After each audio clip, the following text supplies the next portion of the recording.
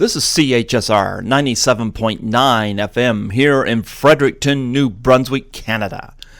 This is Python's Paradise, your film and music show, and this is your host, Greg Gilbert, aka the Python Hyena. And folks, Rock and Roll High School is open again. Yes, we're celebrating the film's 40th anniversary. Released, I believe, in August 1979. I love this film.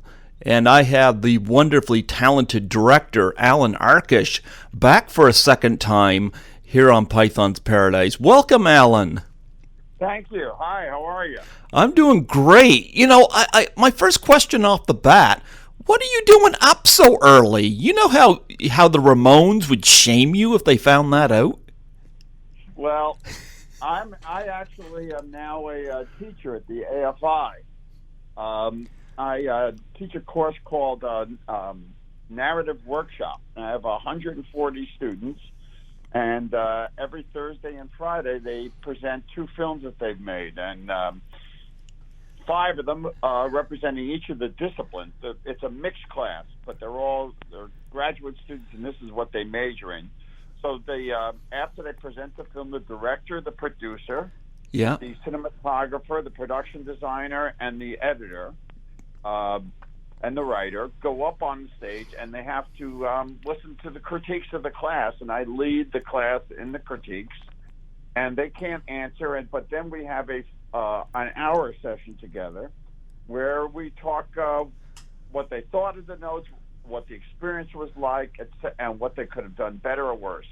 So I've been doing that for 2 semesters now, so I'm still on an early pattern. Plus, this week, I guess you're aware of Trailers from Hell? Yes. Okay, so listen up, everybody. TrailersFromHell.com. Mm-hmm. Best movie website in the world. And what it is lots of different writers, directors, film buffs, producers. You will recognize many of the names. John Landis is on there, Guillermo del Toro, Joe Dante, just many. Jonathan Kaplan. I can't remember how many people, but there's about 2,000 trailers on there. And here's the concept.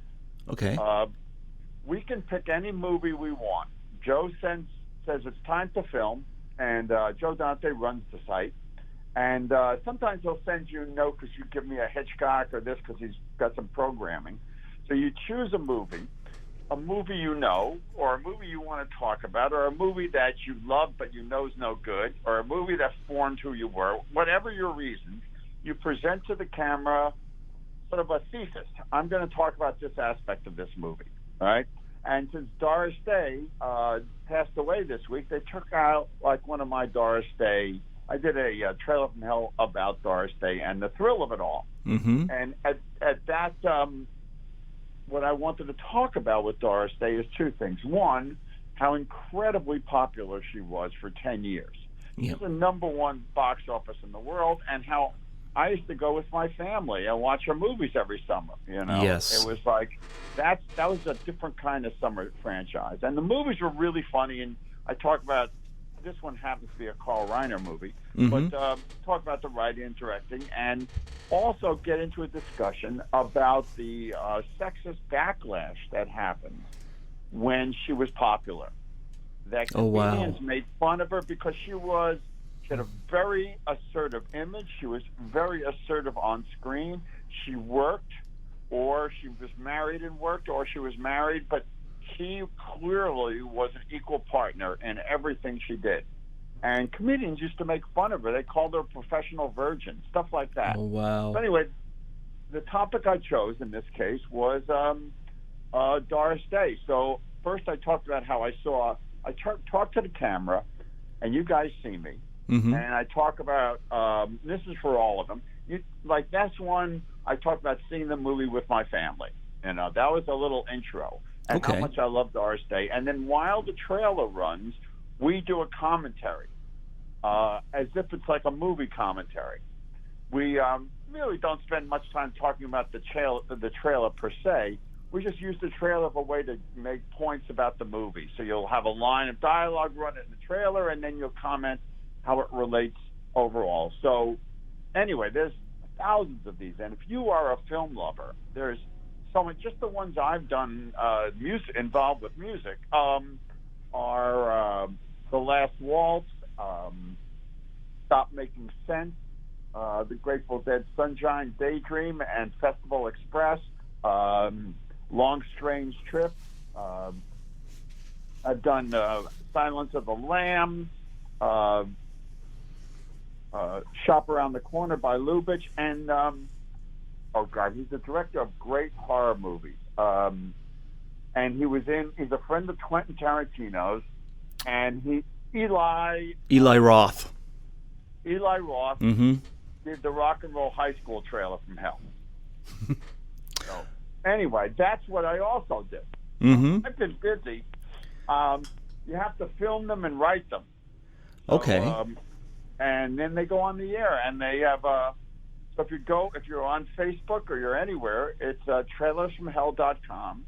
Every week has a theme, and there's 3 new trailers each week, but you have access to thousands of them. Edgar Wright has done some terrific ones. Oh, yes. So there's so many people. Okay. So anyway, you said something about this being the 40th anniversary of the opening of the movie. Okay. So that would make it the 79. Mm-hmm.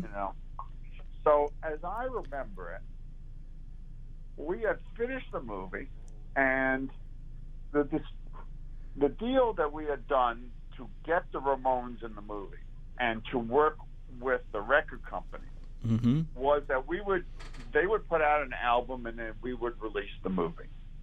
Okay. And I think that there was a basic fact that the record company didn't quite know how Roger worked and his distribution, and that it was area by area around the country. That way he only had to make a limited number of prints and ship them to one area, and then the prints would be shipped to another area of the country.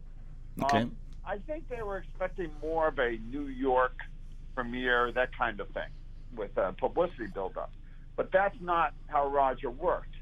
And there was very little communication between the people in distribution. There was none, and the people in distribution and the record company. There was zilch. Okay. Okay.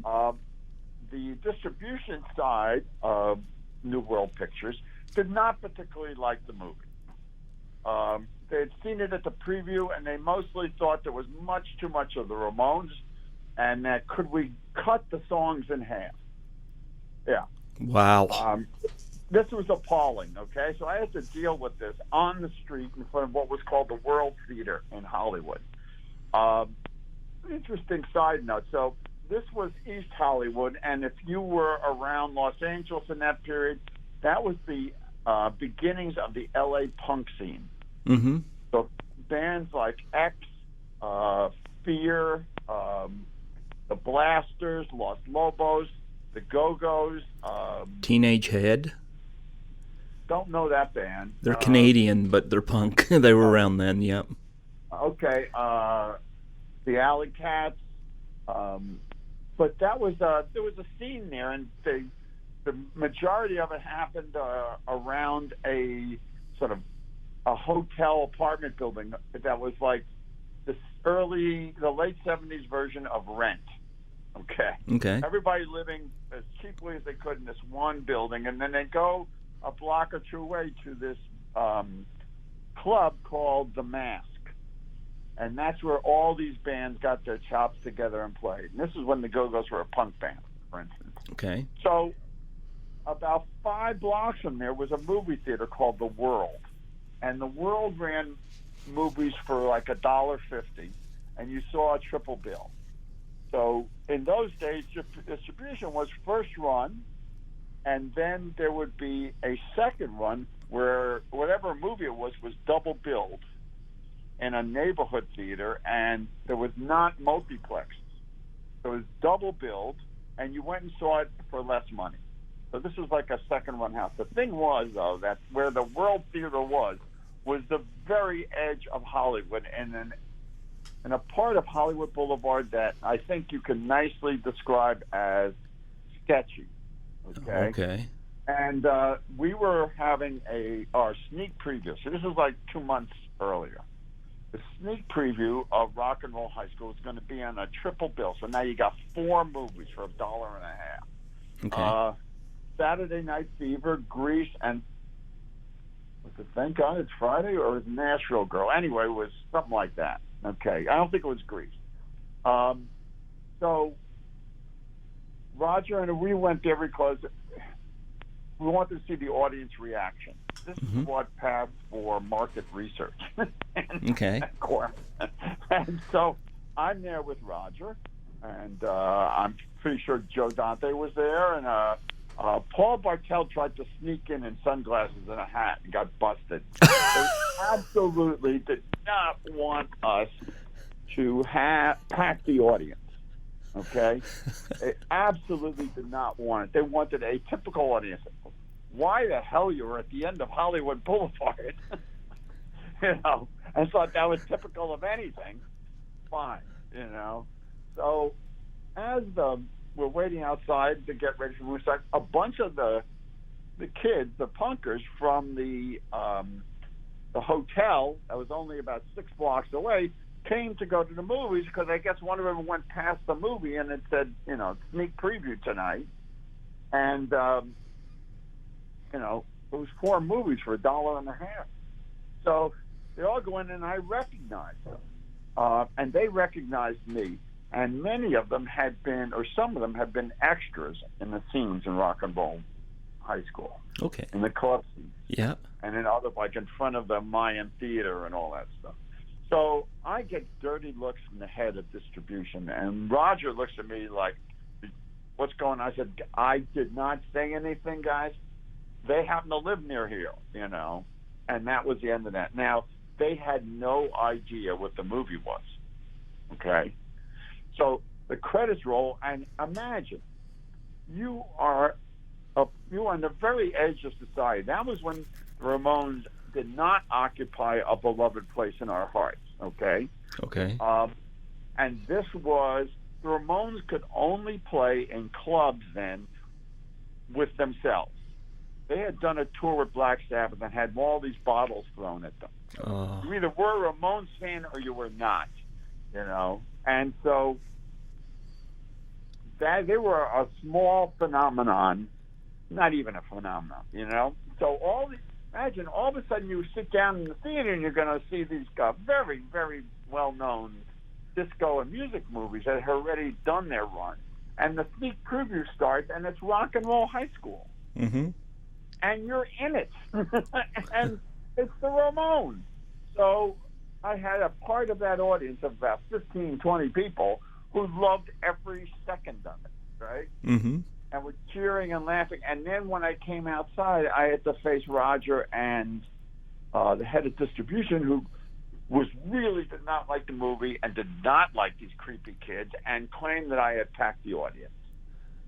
And well, this guy clearly had no taste. Right. And the thing was also that for the previous 5 years, myself, Joe Dante, and John Davison. Now, you know who Joe Dante is, right? Yes, I do. Okay. I don't, different generation. Gremlin. He did Gremlins, yeah. And The Howling. Yeah, he's a fantastic director. Mm-hmm. Great film. He worked with you in Hollywood Boulevard. Exactly. Yep. He shot 2 days on Rock and Roll High School. Mm-hmm. And so him and another friend of mine, John Davison, who had gone to NYU with me, John hired me, and John went on to produce Airplane, Yes. Starship Troopers, RoboCop. John's a great guy. So Mm-hmm. we had Roger's ear because we had cut all these trailers. Now, normally the distribution guy would be telling you what he wants in the trailers, but we only listened to what Roger wanted, and he left it to Roger. But I could tell he didn't like the influence that we had on the pictures, on the trailers. and the posters, because that's how the movies were sold. So anyway, he hates Rock and Roll High School, and we have it out on the sidewalk, and he's saying that, can we cut some big commercial for the Ramones? Can we cut the middle out of the songs? And the scene in the bedroom where the two girls talk about Joey and the football star, and she says, "I like the way he eats pizza," Really? He thought that scene was way too long. I loved it. Of course. Yeah. And I'm standing there on the sidewalk, and I've got to dig in my heels and fight for my life here, And I basically said that if you cut out the Ramones out of the movie or cut it down, you are doing just the kind of movie that we are trying to escape from, which is the 50s rock and roll movies and the 60s rock and roll movies, which had no respect for the music, where they had the wrong people listening and the songs were truncated and there was dialogue over most of the songs, and it was like you were using the band and the music, you were exploiting them. And no matter whether you like the Ramones or not, whoever is a Ramones fan, if they see it and we disrespect their music, they're going to tell people, and we will lose that audience, no matter what size it is. And then I said that the scene in the bedroom was very, very important. And to this day, I think it's extremely crucial to the movie, because it's about the young women, and they improvise that scene. Mm-hmm. And as much as I think the Ramones' fame and so forth is a big factor in people liking the movie, the reason the movie still is popular and bonds with people is the story of Riff Randall. Mm-hmm. And Riff Randall, as what turns out to be a progressive woman, wants to meet the Ramones because she loves them and she wants them to hear her songs.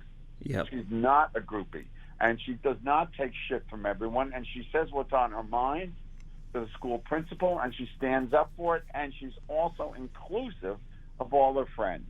Mm-hmm. That she goes and gets them all tickets. This is like over the 40 years I've learned this about the movie, and it's very deep running stream through people who go and see it again and again, and over in my life, when people find out I did Rock and Roll High School, 60% of them are women.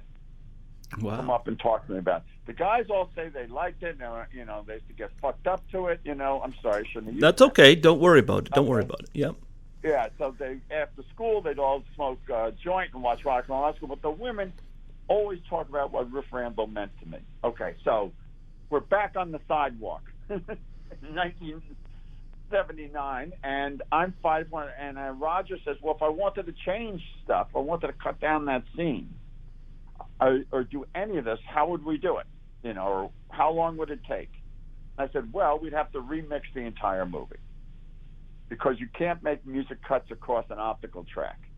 Roger knew everything, and he just wanted me to walk him through it. So we'd have to take the movie and remix it and redo all the tracks, because mm-hmm. it's not simply a straight across cut.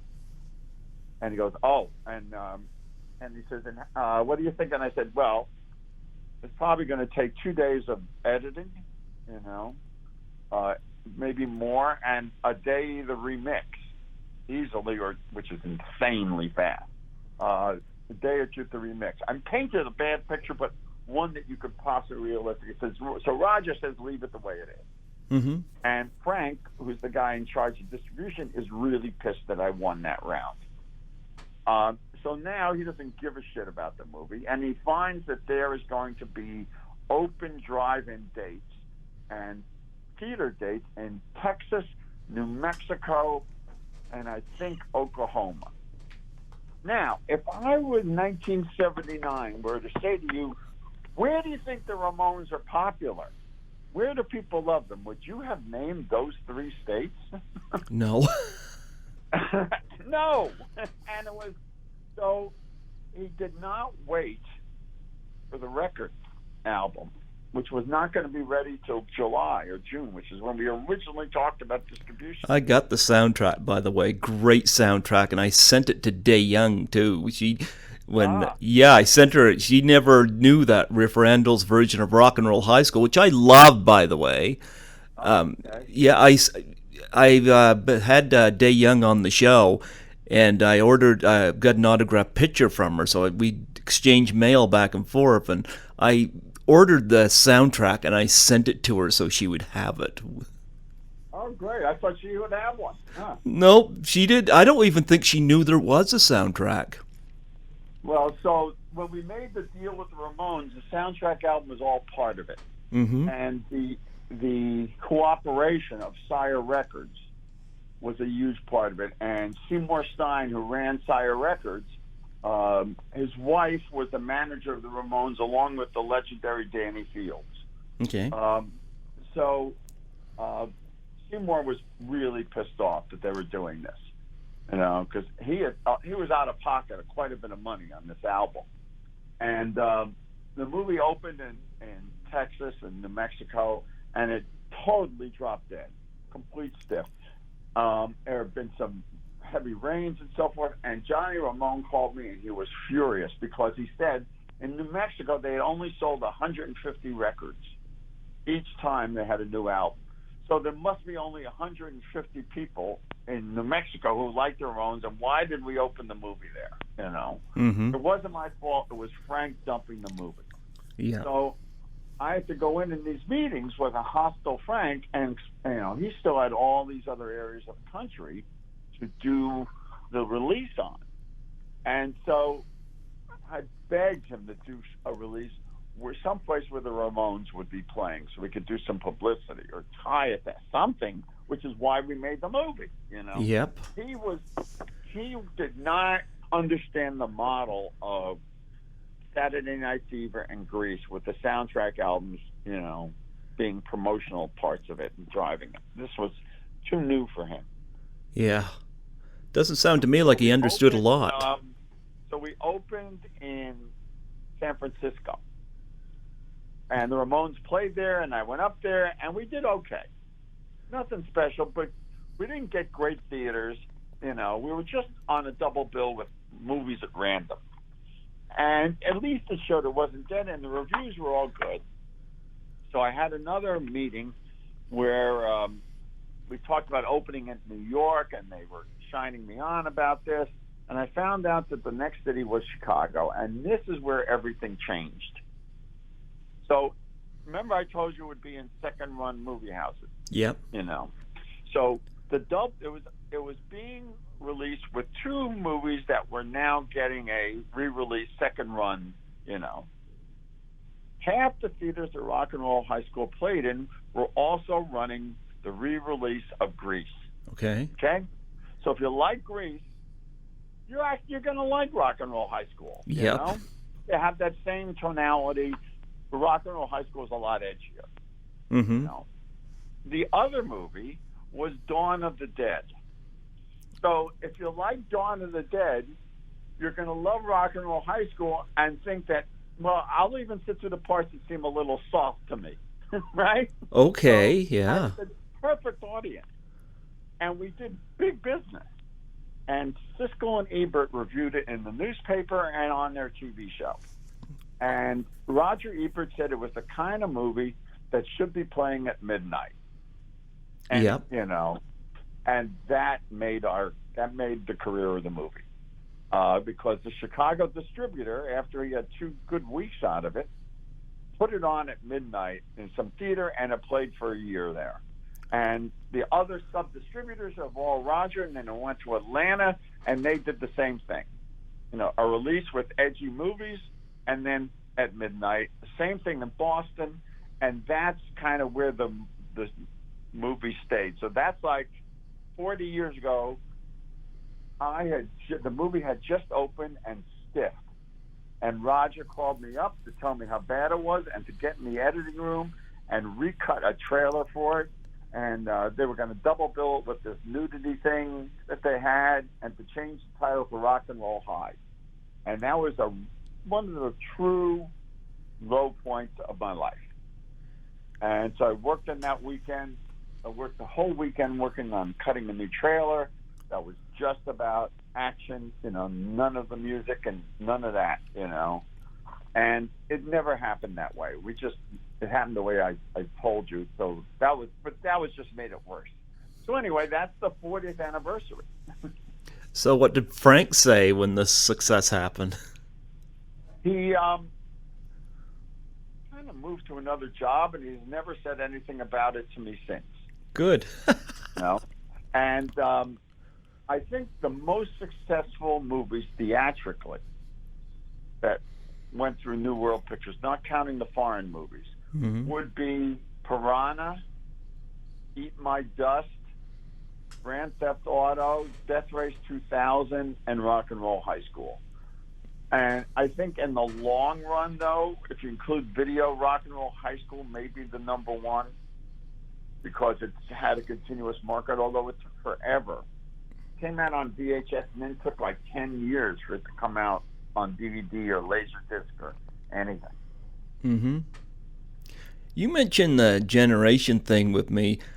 How old do you think I am? I would say 40. Oh, you're kind. You're very close. Okay. Yeah, I'm going to be 47 in 2 months, or less than 2 months. Okay, so... I was 7 years old the year Rock and Roll High School came out. Okay, so when I teach the students in my class, Mm-hmm. they are all in their 20s, like my daughters. Yeah. So they are very sophisticated, but I have to sometimes double check that they get things, Oh, yeah. Cultural references. I think Rock and Roll High School would also play a great double billing with Animal House as well. Absolutely. Oh, yeah. Absolutely. And by the way, John Landis is one of the people who do Trailers from Hell. So Landis, and I did a Trailer from Hell about Animal House. Okay. So, yeah. So, again, go to that website. I'm going to, yeah. Yeah. Wow. So, let's talk about other things that I've never talked about before because I get bored talking about the same thing. Actually, I don't know if I ever, I'm sure I told the story about that particular, the release of the movie, and it seemed appropriate, Yep. For today. But we can talk about other things, Since Rock and Roll High School, I've directed 250 TV shows, episodes of television, and produced another 200. So there are other things to talk about. Well, I was going to bring this up, and I know we touched on this last time we talked, but something, of course, has happened since then. We just recently lost Dick Miller, and I was very happy that the end of last August I had the pleasure of having him on the show. What a gracious guy. And I was wondering if you had any memories or anything to say about working with him, because you worked with him in Rock and Roll High School and in Hollywood Boulevard. I'm not sure if you had him in anything else off the top of my head. Oh yeah, I think he's in Heartbeats. Okay. He's in Get Crazy. He's in Fame. He was on Crossing Jordan. So over the years, I worked with Dick a lot, and I saw him a lot because we were both members of the Motion Picture Academy. So I used to see him every Saturday night at the Academy at screenings. He was a lovely man. I did not know who he was until I came out here and started working for Roger. And Jonathan Kaplan was probably the first person to cast him on Night Call Nurses, I think it's Night Call Nurses. He plays the villain on Night Call Nurses. And that probably happened because John Davison was a lifelong Corman fan. Okay. And you know what? Let's talk about Dick, and then remind me. We'll come back and talk about the film student Corman crisscross. Okay. Why that worked so well. Okay, so Dick was that was the first time, and then Joe wanted him to be the agent in Hollywood Boulevard, and he was great. And I think we shot everything in his office in like half a day. I think that's where most of his scenes were, except the scene at the drive-in, which was really fun. That was probably the next to last day of shooting. And Joe had directed that, and that's a great sequence. That's one of my favorite sequences in the whole movie. Yeah. There's stuff in Hollywood Boulevard that embarrasses us both, but not that sequence. And so he was in Eat My Dust. I mean, he's in everything. Yep. So he was very nice. And when I started doing television, I used him in Get Crazy as to play one of the characters' parents. Him and Jackie Joseph, another Corman regular. Yeah. And by the way, I have a great picture of Jackie Joseph and Doris Day. I didn't realize that they were such close friends. So I also used him in Fame. He was there's always a soda fountain hangout in all teenage shows, whether it be the Peach Pit and 90210 or whatever. So there was one in Fame, and he was the guy who ran it. So I worked with him on Crossing Jordan. He was a really lovely guy, and I saw him all the time, and I went to his funeral. And Joe was very, very close with him. They worked together so much and saw each other socially. Yeah. But anyway, rest in peace. The guy. I actually have a picture of him I'm looking at right now. That's in my office. So, all respect to Dick. Yeah, I had a great time talking to him, and of course you have few people. I mean, Don Steele's no longer with us, and he was also a great voice in the film as well. I mean, you had a great cast in that. PJ Souls. How could you not love her? I had a big crush on her. And DeYoung, of course, and of course, who can forget Miss Togar, Mary Warnoff? Well, that was Mary. I was introduced to Mary through Paul Bartel.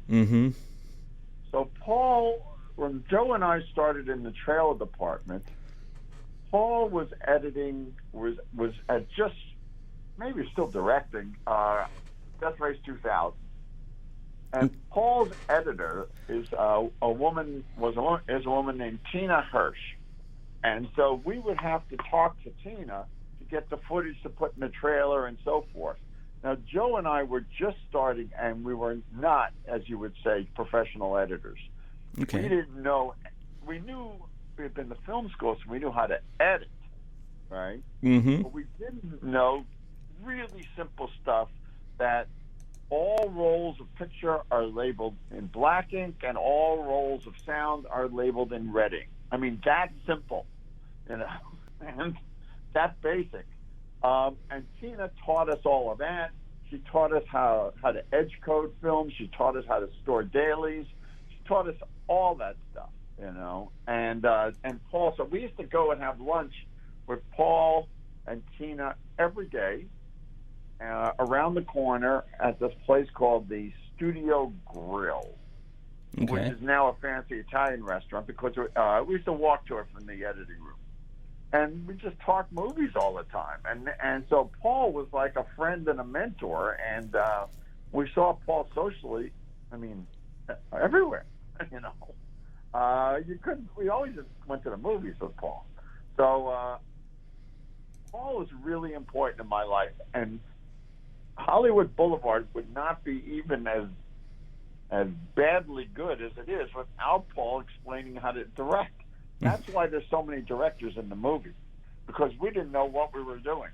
And there was nobody to teach us but Paul and Jonathan Kaplan. So that's why they're in the movie, to show us what to do. They're in, huh? Yes. I was going to ask, Get Crazy was so good, and any move towards that in a Blu-ray? Yes, I got a phone call from Kino Lorber, with the distribution company, and they asked me about would I participate in the special extras if they distribution on Heartbeeps and Get Crazy. And I said, of course I would. So Get Crazy right now is owned by the MGM library, and they actually have the picture and they have a track. Okay, that's great. So Yeah, and appears to be a stereo track. I think it's the Dolby track. They made me a DVD. They did not want to distribute it. MGM. They had no interest in that. I guess they didn't want to open up the whole legal situation with the music rights. But Kino Lorber called me and told me they were going to do it, and I have, of course, never heard from them again. But let's hope for the best. I hope so. It's a funny movie. Yeah, thank you. I mean, watching Malcolm McDowell talk to his penis in the washroom is one of the funniest things to me. He's so good in the movie. Yes, and I wish it got out there more. And up until recently, I wish that another one of my favorite works was out there more, and that would be Elvis Meets Nixon. Oh, that's right, yeah. 1997. And that's available now on Amazon Prime and Amazon, so you can watch it, which is a great thing because I think it's really funny. And I actually like it more than I like Get Crazy, but that's just my taste. Okay. I have not yet. Never argue with someone who says they like Get Crazy. They're so few and far between. Oh, yeah. Well, I tried to reach out to some. What's that? Let's talk about why. You want to talk about why New World and Roger and us became successful? What the chemistry was there? I would love to. Yes, go into that, please. Okay, so let me give you just a little backstory. So in the 50s, Roger Corman obviously made a lot of movies for AIP and for different distribution companies where he was a producer on them. But he was not the distributor, okay? And going into the 60s, he was very much involved with AIP, and he started realizing that he could also get involved and buy the rights to movies and distribute them through AIP.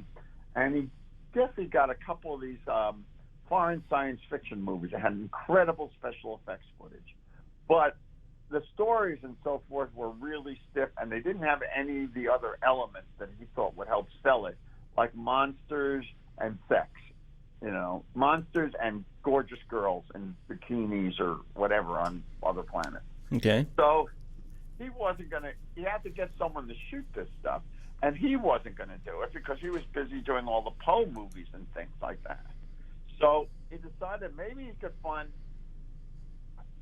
I'm not sure what the decision-making process was, but maybe he could find a young filmmaker in film school. And he was aware that UCLA and USC film schools existed. Okay. So he literally cold called UCLA and spoke to somebody there, like a dean or someone, and asked who their best film students were.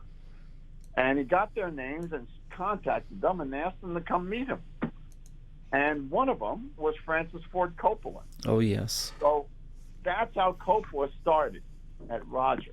And so he shot all this in Hollywood Boulevard. They're at the drive-in, and there's these monsters on the screen that look like a vagina and a penis.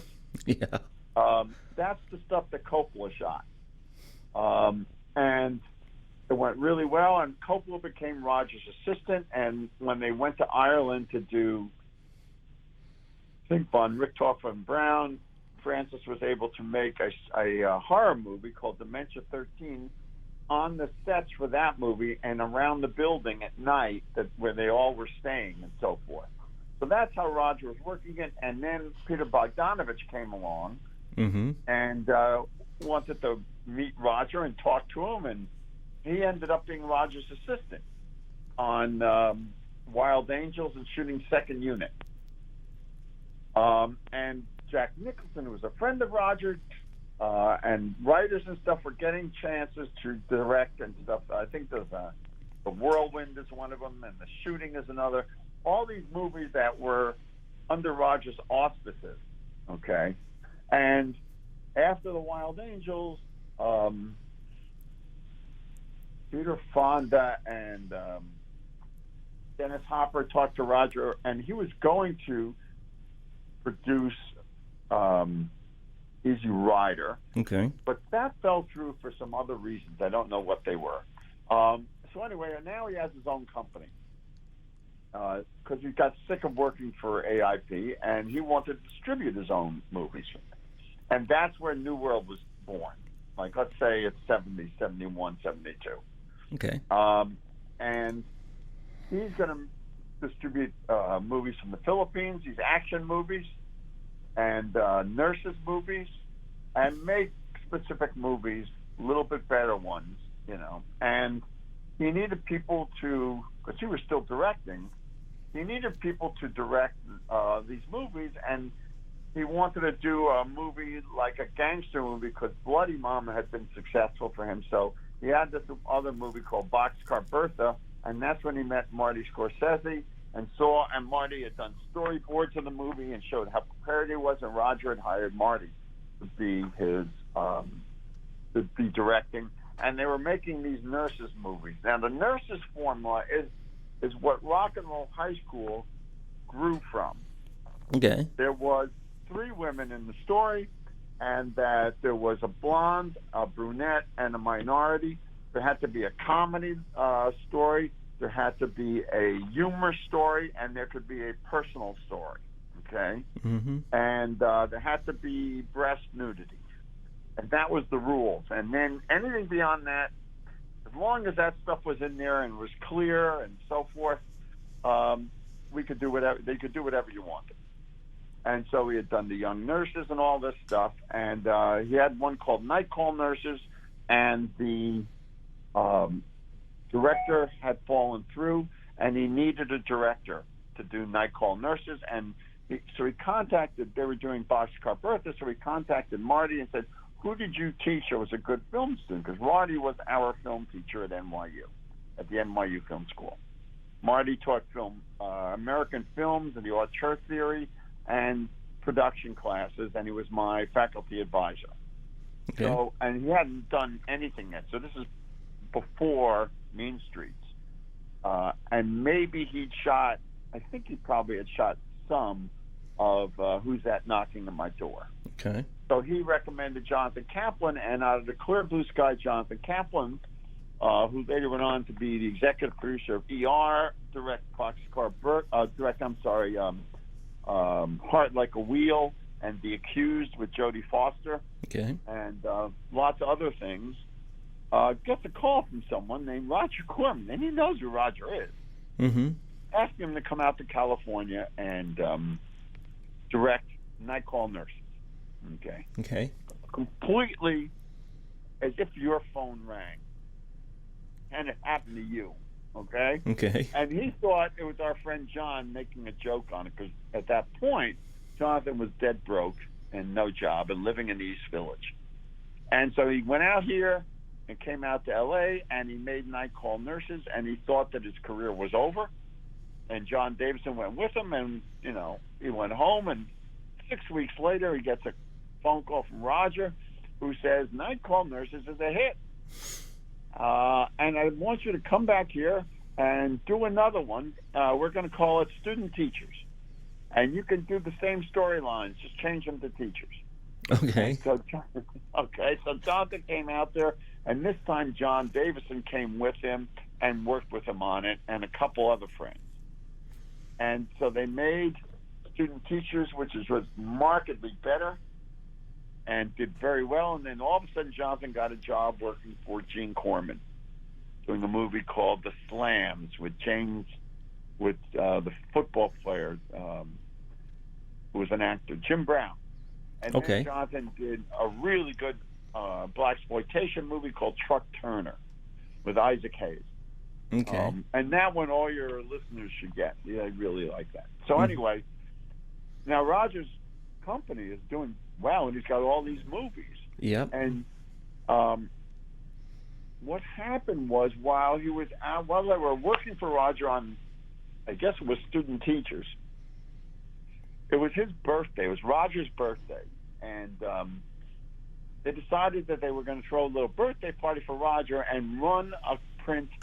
They wanted to watch Little Shop of Horrors with Roger. Now, here's the backstory on that. Okay.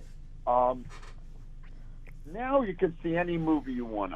I'm explaining this. You know this, but maybe your younger listeners don't. You can see any movie you want anytime. But back in the 60s, 50s, and into the 70s, you could only see a movie if it was on TV. And some of the bigger features were on TV, but your local TV stations all ran movies because it was cheap programming. Okay. Or you had to go to a theater to see it. Okay? First or second one. But you saw them also on airplanes. You saw them in the Army. You saw them in schools, in different places where you didn't have a full theater, so they made a lot of 16-millimeter prints. Every movie was made also on 16-millimeter. That was a major part of how movies were distributed. But once the movies ran, there was not very much interest to keep them after about 6 months. There was no thought that there would be, the 16-millimeter prints were worth anything, and the prints always got stolen. Okay. And there was a huge black market in the country of people buying movies, 16-millimeter movies. There even was magazines about it. We could buy them. It was like, and there were collectors. Joe Dante and John Davison were big movie collectors. And among the things that John and Joe collected were Roger Corman movies. Okay. And so it was their print of Little Shop of Horrors that they were going to run on Roger's birthday, and they told him, and he thought it was fine. And then Julie Corman, who was Roger's wife, found out that it was a stolen print, and she couldn't figure out. She didn't know the whole way it works, and she went to Roger and said that there's a guy who works for you who has stolen prints of your movies, 16-millimeter prints, and he buys them on the black market, And Roger was interested, and she found out it was it's usually about $150 in those days, which is quite a bit of money. And she said, you should fire him. He's buying stolen, why is he working there? And Roger's much shorter. He said, so he says, this guy is spending $150 of his own money to get a copy of my movie so he can watch it over and over again? She said, yes. And he said, imagine what he'd do if we gave him $150 a week. He would never leave the office, and that's how the NYU connection started. Oh, fantastic. Right? Yes. So, because Jonathan and John were there, so now John's there, and I see John over the summer of 72 in New York. I'm working in rock and roll doing psychedelic lighting, and John's working as Roger's assistant, but now Roger is distributing movies like Cries and Whispers, and other movies are starting to build up, and someone's got to make all these trailers and ads and everything. And what at that time he did was he would farm it out. There were companies that made ad campaigns, But, there still are trailer companies. Most trailers are not made by the movie company itself. They're done, So, let me see here. Okay, so this is costing them a lot of time because they got to explain to each company what they want to sell, And so Roger says, and John says, why don't we just form our own trailers company? We'll get a couple of film students and we'll cut trailers. The way everything else is done. And that's how Joe Dante got out there, because Joe and John are best friends, and Joe comes out there to edit the trailers. But the company is growing so fast. They need someone else. And John has said to me, come out to L.A. and something will happen. You'll get it, you'll somehow or other hang around with, you'll be a PA or something. I had no prospects. I was driving a taxi in New York City. So I came out there in October of 1973 with $500, $400 in my pocket, and I was living at John's house in his empty room, and then moved out in the valley, a house which was all these guys who had been to NYU or friends of theirs, and I lived in the garage on a foam mattress on the floor, foam pad. And that's when I got hired to work for Roger, because they were the trailer department had so much work that John was kind of afraid to go back and tell Roger if they needed another person, right? Because it seemed like then, remember, this is two people doing 30 movies a year of trailers. So they thought maybe a third would not be a stretch. And so they paid me out of their pocket to come in for a while and do this. And I was getting $50 a week. Okay. And that's what we did. We cut all these trailers, and Roger really liked what we were doing. Because remember, like I told you, John and Joe collected Corman movies. Mm-hmm. So they knew Roger's taste as fans. So when it came time to edit, they were quickly grasped Roger's taste, as did I, because I was educating this by them. So now I started working for Roger in maybe the spring of '74. We spent the entire summer of '74 and the end of '74 and into '75 editing trailers. All the way up to 1979, we edited trailers. And we did like a new complete ad campaign every week or two for a movie. That meant getting the movie, seeing the movie with Roger, talking about what you were going to sell, right? Mm-hmm. Because we would hear what he was interested about the movie to sell it, right? Mm-hmm. At the same time, if it was the movies that he was making, we would have seen the effect of his notes on the movies, because they were all edited in the same building as the trailer department or down the block, right? So you saw his taste in movies and that he made and how he would change them and what notes. And since we spent all our time together, and Ron Howard and Jonathan Demme, Mm-hmm. And Paul Bartel and, Tina Hirsch and Mark Goldblatt, who's a famous editor, and, all these people, we talked about Roger incessantly and, of course, understood what he wanted. So he was lucky to have us be his 24/7 workers, because we knew what he wanted, which was Mm-hmm. very rare in the world. You Yeah. know? Oh, yeah, to have people that get you. Yes.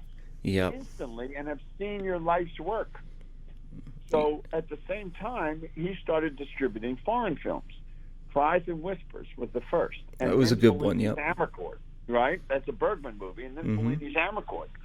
But so now, rather than try to explain to some company what it was about Fellini that was good, because he had film students who, of course, adored Fellini. Mm-hmm. I mean, seeing Fellini's Aykroyd, with Roger, and realizing that you're going to get the trailer, cut the trailer to it over a Labor Day weekend, was unbelievable. But when the movie's over, we are just, oh my God, cries of Warden. Fellini's Aykroyd, Roger says, boy, I know it's Fellini, and I know this is a work of genius, but let's not lose sight of what we're selling here. Sex and action. So and he started naming off the scenes. I want which scenes he wanted in the trailer. And Joe cut a brilliant trailer for Aykroyd, which is in the Criterion Aykroyd box. And so that's one of the reasons that New World did so well. I know we all owe everything to Roger, Mm-hmm. right? But he got more that he could from us than he could from almost anyone else. Yes. If he had hired older people, professionals who knew what they were doing, he would not have he would not have been as successful. I'm convinced of that. We worked as hard as we could because he was great at dangling the carrot in front of you. Mm-hmm. You were going to get a chance to make a movie, and you were working on movies day and night. But he lucked out that he had the right people at the right time, who were all friends, And so that's one of the reasons you ended up with movies like Rock and Roll High School and Piranha and Eat My Dust and Grand Theft Auto and Jackson County Jail and, Yes. and Jonathan Demme's movies, Crazy Mama and Cage Heat and Fighting Mad, Mm-hmm. and Barbara Peters' movies and Stephanie Rothman's movies, Amy Jones, who now is the creator and executive producer of The Resident on Fox. I mean, it was not these people all gathered and worked together and understood Roger and got to do what he wanted. And it kind of ended when he moved to Venice. Okay. And opened up the lumber yard and started not going out around L.A. and paying for permits and so forth. Everything was going to be shot on stage to save money. But what happened was, I think that the movies became all the same. Yeah. A certain kind of slasher movie or spaceship movie and so forth, because you could shoot those on a stage. And although it saved them money, it ultimately cost the reputation of the company, because no one talks about the Corman movies of the 80s and 90s, you know? No. It's the 70s and 60s. And it's because there was a change in it, and because I think it became more about supplying product overseas, you know? And although there were plenty of film students trying really hard, somehow that connection didn't quite work the same way. And, you know, and we're talking Jim Cameron graduated early, and the really Gail Ann Hurd was there then. And Gail is just such a shrewd movie maker and so smart. Mm-hmm. I think she does the zombie shows. She's executive producer of those, the ones on the most popular zombie shows in human history. Walking Dead? Yeah, that's it. There you go. Yeah, and she produced, Terminator. Yeah. Gail's a major producer, and she worked in the trailer department for Roger. And Gail was one of the people working in distribution for a while who helped push Rock and Roll High School through. You know, she was in every department. So, wow. Anyway, that's, I thought, something a little different for you guys to understand the confluence of these events and why there was so much success. Mm-hmm. So many individual movies came out of that experience. I was going to ask you, what were your memories of Grady Sutton? Because he was funny in that brief scene in Rock and Roll High School. He seemed nice. He only worked for like a couple hours. He's very funny in that. Very naive character. The reason he got cast is he looked just like my gym teacher from high school, who I hated. Okay. Mr. Spence. And he looked just like Mr. Spence. At first, we were trying to get one of the Three Stooges, a guy named Curly Joe DeRita. Okay. And Joe DeRita didn't want to do it because he was worried about losing his pension. But okay. we found that Grady Sutton was available, and when we looked at a picture, and of course I knew who he was because I'd seen all the W.C. Fields movies. Mm-hmm. See, that's another example of people who are obsessed with film history. Mm-hmm. I mean, who the heck knows that he's Cousin Claude? And it's a gift besides me. Mm-hmm. And a certain number of people. So I looked at them, I said, oh, Grady Sutton, that's an interesting idea. It's Cousin Claude. And so I looked at the picture and goes, oh, my God, he looks just like my gym teacher, Mr. Spence, who I hated. So we actually considered, I think his name is Mr. Spence in the movie. Dean Spence or something. Anyway, that's how Grady got it. Lynn Farrell, you don't see anything more of her. I loved her as Angel Dust. Lynn was in my acting class. After Hollywood Boulevard, around then, Roger was really happy with what Joe and I had done, and he offered to pay for us, which is truly amazing, to take acting classes with his acting teacher, Jeff Corey. Jeff Corey is a well-known actor, not lead parts, but if you saw his face, you'd recognize him. And a famous acting teacher, and taught method acting, and was had come out of the same method school as Elia Kazan and all of them. And Roger had taken Jeff's class as a young director, and in that class, he met Bruce Dern and Jack Nicholson and a bunch of other people. The woman who's in a lot of his movies with the blonde hair, I can't remember her name right now. Okay. And so he learned a lot about acting, but he also said to me, but pay attention to who the other students are, because they're all out-of-work actors, no work for nothing. And so I got to go to Jeff Corey's class, and that's where I met Lynn. Mm-hmm. It was great. I think I was there for like a year and a half, and they didn't know I was a director at first, but Jeff knew I was, and I really learned a lot about working with actors in that class. So that's how I met Lynn. Love her in the film as Angel Oh, yeah. Dust. Do you ever see P.J. Souls or Day Young or Clint Howard anymore? I think Lynn became a private detective. Okay. Reading. Clint I knew to Ron, Yeah. because Clint had been in Eat My Dust, and I cut the trailer on Eat My Dust. And again, if you go to Trailers from Hell, you'll hear my explanation how the trailer got made. And Grand Theft Auto, so we were friends.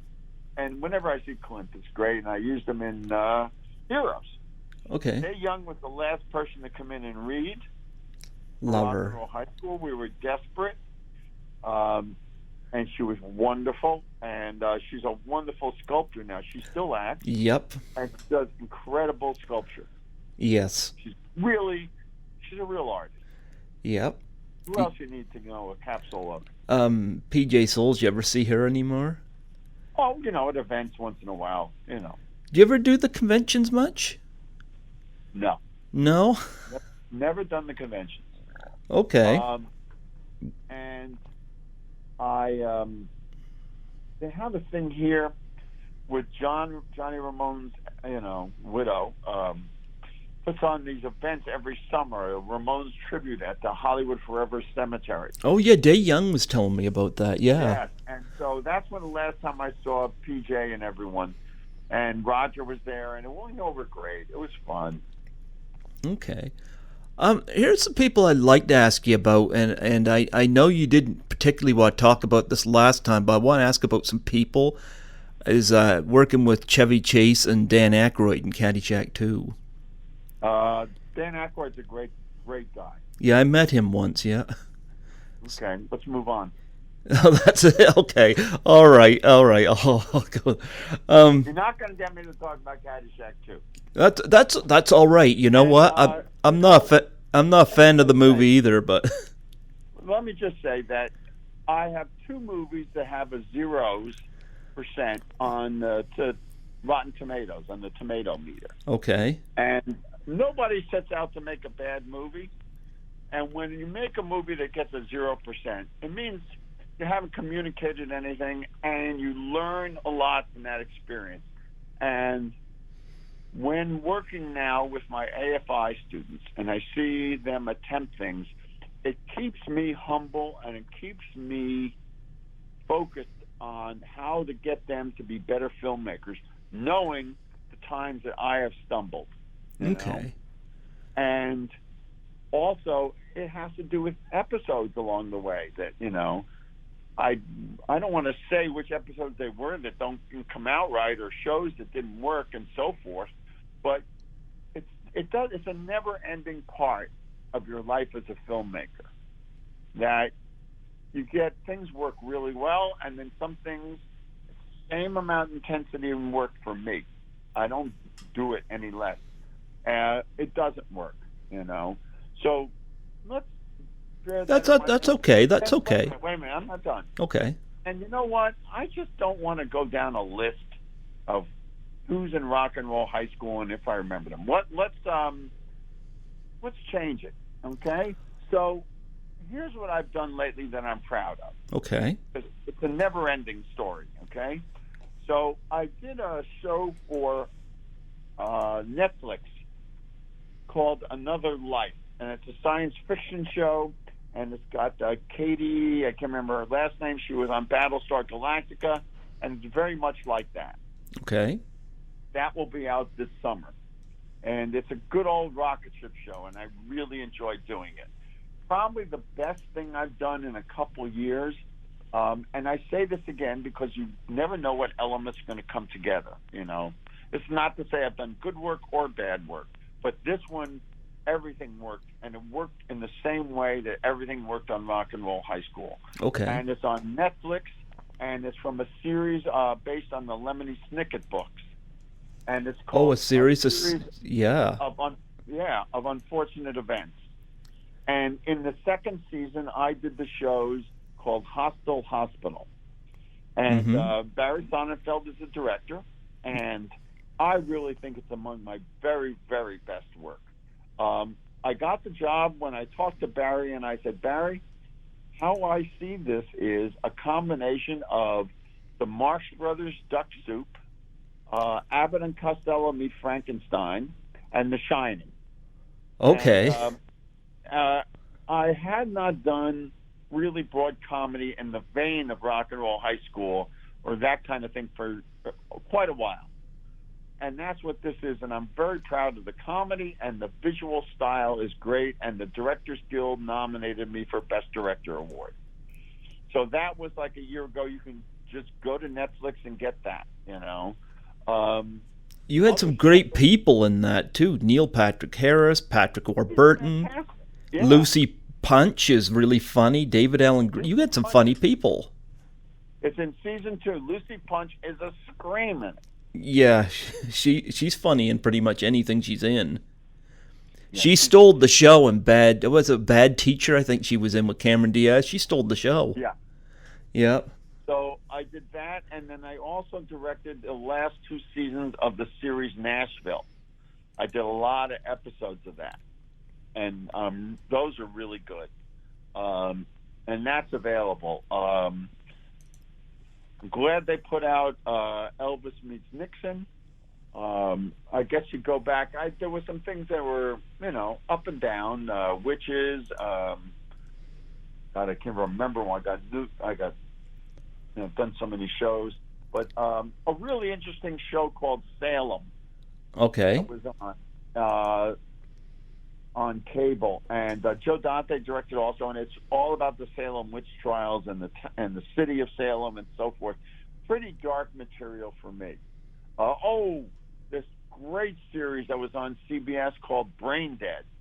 Okay. It only lasted 1 season. It was from the people who did The Good Wife.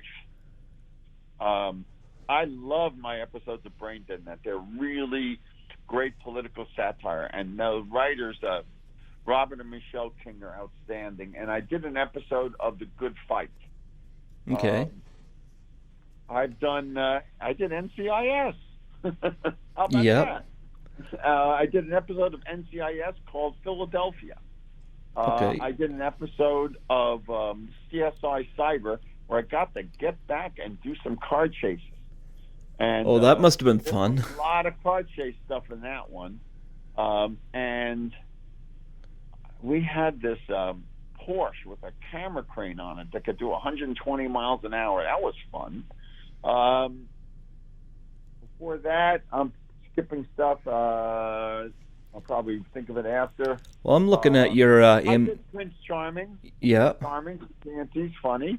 And, of course, I really love Heroes. I did, So I just showed an episode of Heroes to my class this week. Mm-hmm. The episode I showed was the beginning of season 3, the premiere, and I think it's called The Second Coming, and it's really good the way it came out. And I think also if you want to see something I've done from the first season, Company Man is particularly good, and one called 4 months ago is also really good.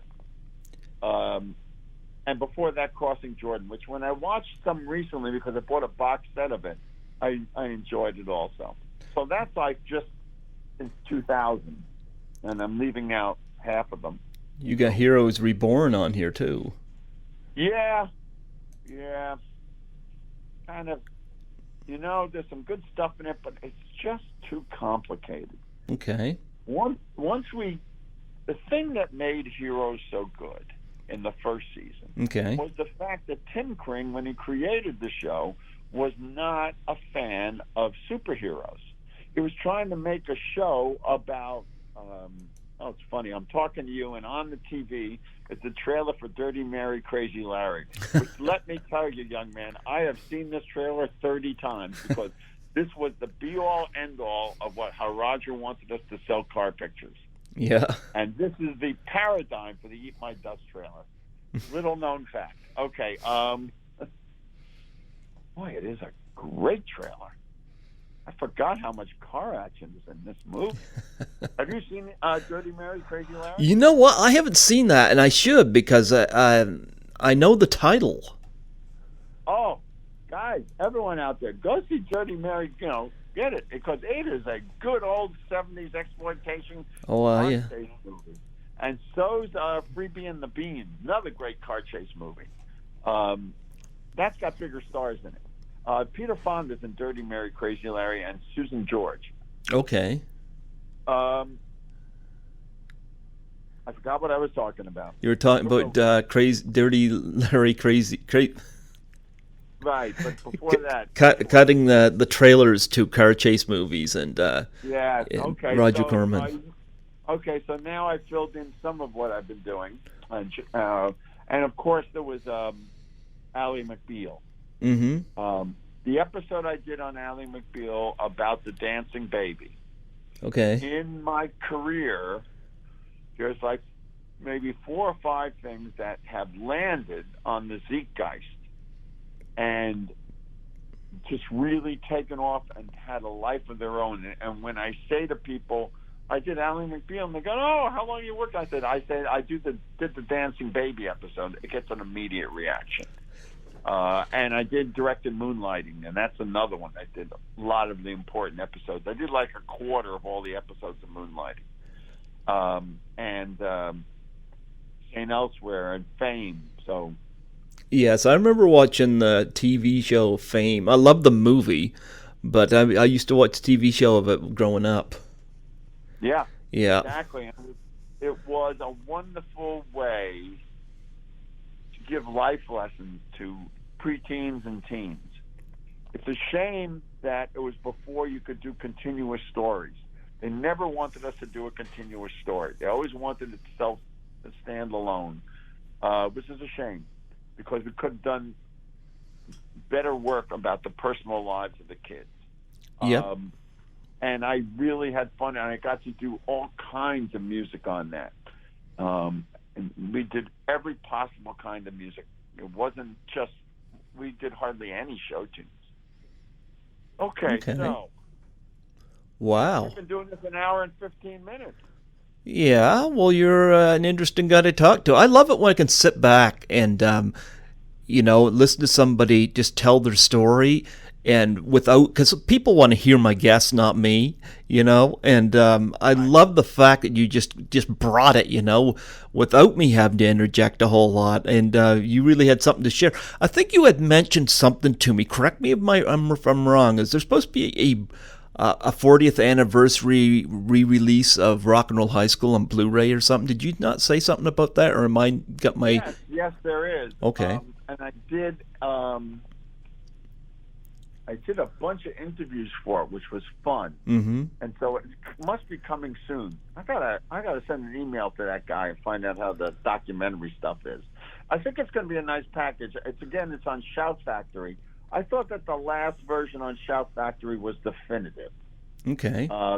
The picture looked great. Yeah. All the DVD extras were really good, and they had the respect to include all the stuff that had previously been on it. And I was really happy about that. And the colors are nice and bright. Like you got it. That's a colorful movie. Yes. Well, it was an attempt to do the visual style of an MGM musical like The Bandwagon. Mm-hmm. So the number, Do You Want to Dance, is particularly aimed that way. There's a lot of front light to it. Yep. I Want You Around is not at all in that style. It's more related to the scene in The Girl Can't Help It where Julie London sings Cry Me a River. Okay. Oh. Are you still giving earphones to mice so they don't explode?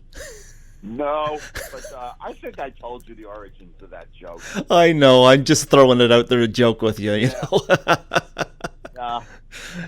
That scene always. You know what? Huh? I should have worn the head protectors because my hearing sucks. Well, I can hear you fine. But no, that joke was always funny. Okay, so let's wrap this up because I gotta get to work here and do some more student evaluations. That's right. I bet you the Ramones would not be up by now. Uh-huh. Well, you know what? I want to. Actually, John was very disciplined. Yep. Every group has to have someone who gets the trains to run on time. Mm-hmm. And I say that with respect because in The Temptations, which is another one of the best things I've ever done, that's in the top 5. The Temptations, and by the way, in that top 5, okay, so let's do it. Let's do the top 5. Okay. Sure, go ahead. Yep. Okay. Rock and Roll High School, The Temptations miniseries, the last episode of the season of Moonlighting, where I got an Emmy nomination. Okay. I think it's called I Am Curious, Maddie. Okay. Ally McBeal, this is more than 5. Ally McBeal, let's see, with The Dancing Baby. Mm-hmm. Saint Elsewhere with the woman who's addicted to chocolate. Okay. Let me see. I say Temptations. Yeah. Elvis Meets Nixon. Yes. The pilot for Crossing Jordan and the season finale of the first season of Crossing Jordan are really good. Plus, it's a whole. I did 30 episodes of that I directed. And in Heroes, Company Man, 4 months ago, Second Coming, and I think it's called Lizards. It's from season 2. And Series of Unfortunate Events is definitely in the very top of the top 5. Yes. I think that's a good place to end it. So, well, all you people out there who are who are fans of Rock and Roll High School, thank you so much. But don't think it stopped there. Go get the other stuff that I've done. If you like my work on that film, you have plenty more to watch. And I want to leave you guys with just one little story. Okay. Recently, now I say recently, in the last year, I was directing an episode of Nashville. Okay. And I had an actress on the show, and it's called a day player. That means they come in and they play a character. In this case, she was playing a doctor who was treating someone in an emergency room. They have 2 scenes, and you cast it, and since we were shooting in Nashville, it had to be a local actor. And they come in and they do their job and go. I've worked with hundreds of day players. And so we cast this woman, and I would guess that she was about 40.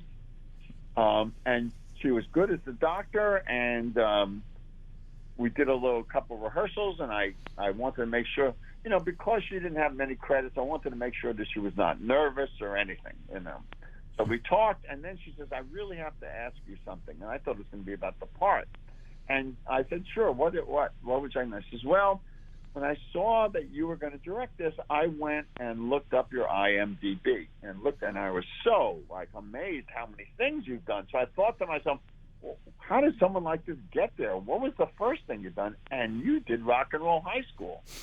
And I said, yes, I did. And she says, well, I have to tell you this. I went to a very, very strict Catholic school. We had to wear uniforms every day. And they wouldn't let us think for ourselves, and they were very strict, and it was not a good experience. And one weekend, my best friend and I went to the local theater to a midnight showing of Rock and Roll High School. And we saw Riff Randall. It freed us. It empowered us to see someone that was just like us and what we would want to be. And I just can't thank you enough for that, because when we went into school after that, when it came time for lunch or free time, we would walk around all the students singing Ramones songs at the top of our lungs. And it was great to have such a role model, and thank you. Oh, I love that story. So that's what that movie has done for me. Well, you know what? I love the movie as well. And yes, we're celebrating the 40th anniversary of Rock and Roll High School, one of my personal favorites. I thank you also for making this film, because I've seen it multiple times. And yes, clearly. I love that film, yes. I was going to say, before you go, would you mind doing a plug for my show? I am ready. Go for it. This is Allan Arkush, the director of Gabba Gabba Hey, Rock and Roll High School. here on Greg Gilbert's Python's Paradise, which is, of course, in New Brunswick, which everyone knows is the Liverpool of Canada. And they don't get much more hard rock than you are. So 1, 2, 3, 4, 1, 2, 3, 4. I don't want to be a pinhead no more. Thank you so much, Allan, for coming on here today. You want me to do another version of it? I can do that. You got me warmed up. Oh, yeah, go ahead, do another one, yeah. Hi, I'm Allan Arkush, and I am the only person to have directed both Frank Sinatra and Joey Ramone. I know it's kind of amazing because I directed Rock and Roll High School, and we're celebrating the 40th anniversary of that show with a big gabba, gabba, gabba, hey. I added an extra gabba for my friend Greg Gilbert on Python's Paradise, which is coming to you from New Brunswick, which everyone knows is the Lower East Side and Liverpool of Canada, all in one. So rock on, and everyone out there, try to be a teenage lobotomy. Thank you so much, Allan. And that one was better. Oh, yeah. Oh, I'm going to put the both in. I love the both. Whatever you want. Okay. Thank you so much for coming on here and sharing your stories. And we'll do this again on the 50th anniversary. Sure. I'm open to it. We'll be in touch. Okay. Bye, Greg. All right. God bless you.